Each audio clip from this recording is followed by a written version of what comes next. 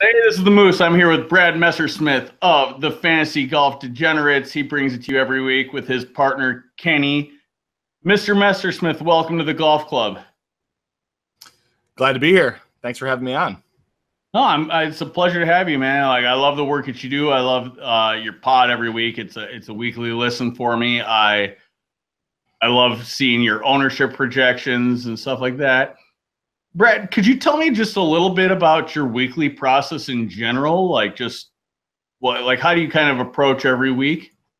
I'm looking basically every week at a whole pile of stats that come from the PGA Tour website, kind of aggregating those stats, normalizing them, and then regressing them to past DraftKings performance, and then kind of coming up with some of the stats that I think make sense for each particular course, and then kind of boil that down into DraftKings projections, and kind of formulate opinions that way. Obviously, I'm looking at course history, looking at and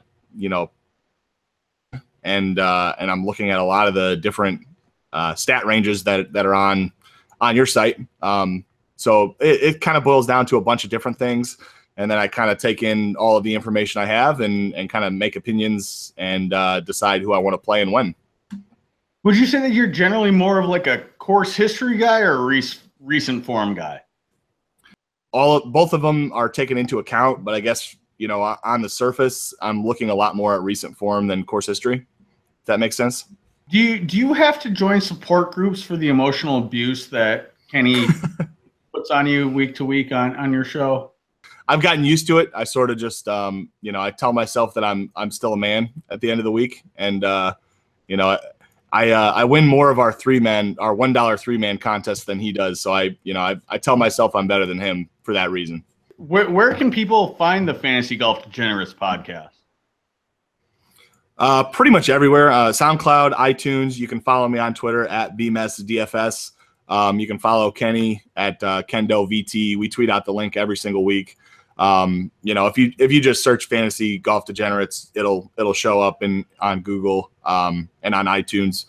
At what point in the week do you kind of start to look over to Fantasy National? Yeah, so usually I actually like to start there. One of the first things I like to do is to go look at the strokes gain stats over the course of the different sample sizes. So obviously you've got the option to go from last 4 rounds all the way up to last 100 rounds, which I think is probably one of the most interesting and useful features that you've got, because I find that no matter how much golf I watch, I'll watch basically the entire coverage for the entire week, and I'll still find things in the last 8 rounds or the last 12 rounds that you just don't see when you watch the coverage.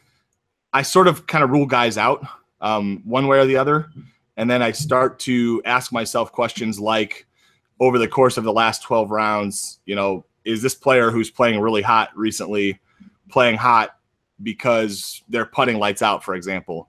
If the answer is yes, then there may be a chance that this guy slides back in a big way.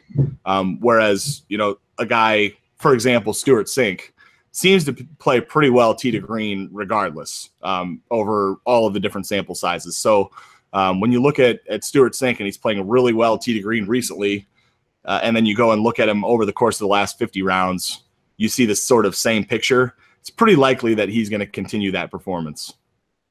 Looks like you've got your screen up here. When you first get here to the website, what's the first thing you typically do? Yeah, so you can kind of see on the left, last 12 rounds and strokes gained. So that's kind of the view I start with. I'm generally looking for guys who are trending when it comes to DraftKings points. I mean, obviously that's why we're here. I play on DraftKings, but obviously, you've got the alternatives. But I'm always starting here. I'm always looking at who's maybe a little bit off the radar that has been playing very well when it comes to DraftKings scoring, especially on the weeks like the weeks coming up where we've got no cut, we've got shortened fields. These are all going to lend themselves to DraftKings scoring even more so than usual. So I'm generally looking at the sort of shortened trends and looking at the strokes gain stats and trying to kind of decipher whether or not there are things that I'm missing from watching the golf. For example, a guy like Ian Poulter has been playing fairly well down the stretch of the season, but he's been lights out when it comes to putting. So, that to me is concerning. I mean, when you see a guy like Ian Poulter who is just putting lights out, it may not be sustainable. I mean, we all know who Ian Poulter is at this point in his career. Being the number one golfer or the number one putter over the last 12 rounds, to me, doesn't seem like something that's going to continue to trend. So Ian Poulter is a guy that a lot of people are kind of talking about coming into the BMW that I'm a little bit hesitant on. I'm probably going to stay away from somebody like an Ian Poulter. On the other hand, a guy like Ricky Fowler has also been putting lights out, but Ricky has been putting very well over the course of most of the year. So when you compare Ricky Fowler's short-term performance versus his longer-term performance, I think there's a reasonable expectation that Ricky is going to continue to putt well. Can we switch this over to 50 rounds and just see where Ian and Ricky show up here, just out of curiosity? Yep.